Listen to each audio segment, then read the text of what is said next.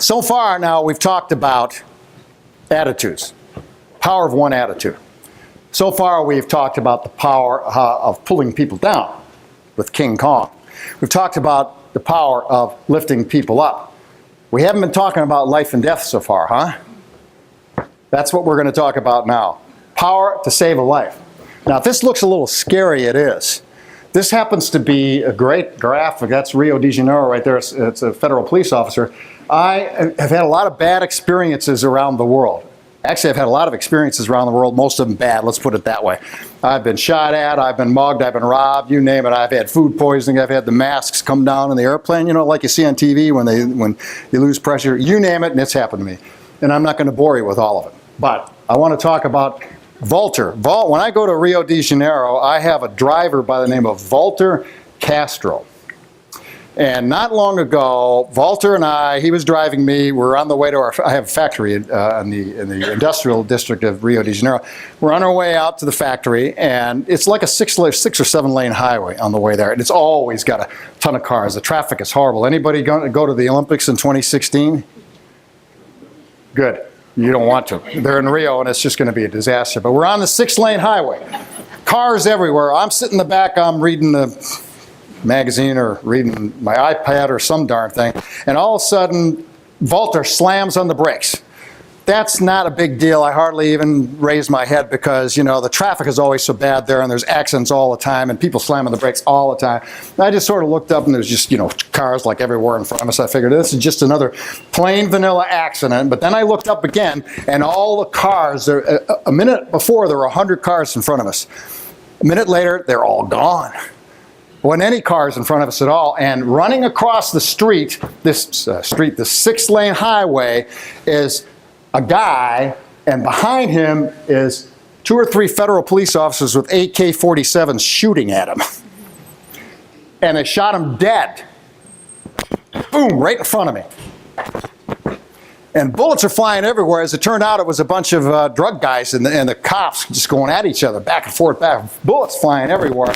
And then the federal police officer turned and he pointed his gun straight at us. About this time, Walter jumps across the back seat and covers me. Imagine that. This guy's just a driver. And he jumps across the back seat to cover me. I mean, wow. As it turned out, by the way, the federal police officer, he wasn't really intending to shoot us, I hope, because his next move was to go like this. Get the hell out of here. Okay, I'm with you, man. I'm gone. We're out of here. But that was only one life. That's Walter only saving one life. I want to talk to you about somebody in Winona who's saving, we have no idea how many lives. Anybody know Helen Bagshaw? I know Rick does and some other people. You know Helen? You know she's a big-time marathoner. You probably know that. It's like she exhausts me when I see her running through the neighborhood. But what you probably don't know about her is Helen decided to teach a new technique for CPR. I'll talk about how that works in a minute. But she decided that she was going to teach every single person that she can find. This new technique apparently is so much better than the old technique. The survival rate is like twice what it is in the old way. And Helen, who's an ICU nurse, decided I'm going to teach everybody I can get my hands on this new technique because I know that's going to save lives. And I have no idea how many lives that will save. She's taught, I believe the number is 250 people so far. Now, each one of those 250 people could at least save one life, huh?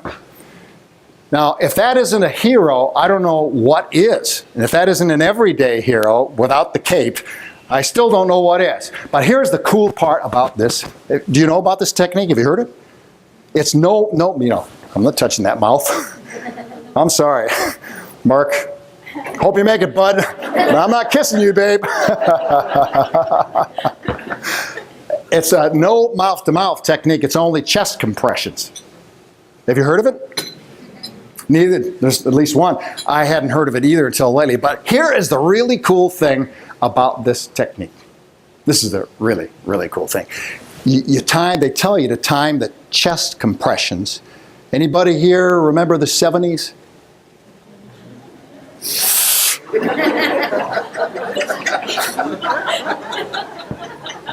Somebody here remembers the 7. Come on. Besides me, I'm not pointing anybody out. I'm not going, I remember that you time the compressions to a song that was around in the 70s called Staying Alive. Staying alive, staying alive. Come on, everybody get up now. Come on, everybody up. Up, up, up, up. Come on, everybody up. Get up. Come on, everybody up. Come on, do it with me. Do the dance with me. Come on, do the staying alive. Come on, everybody. Everybody up. Do the staying alive. Let's go. Go, go, go. Go, go. You remember the 70s, huh? Acid, speed, right?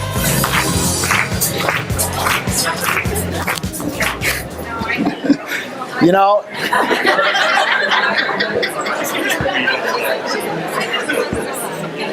admit it, you liked that. 2 hours of drinking and a heavy meal, it's like, this guy's crazy, I'm not getting up. The hell with him, I'm just not to get up.